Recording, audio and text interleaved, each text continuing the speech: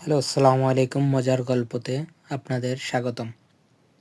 আজকে দুই মাতালের গল্প বলবো। এক রাতে দুই মাতাল রাস্তা দিয়ে হাঁটছিল। কিছুক্ষণ যাওয়ার পর প্রথম মাতাল, ওই যে বিল্ডিংটা দেখছিস ওটা আমাদের।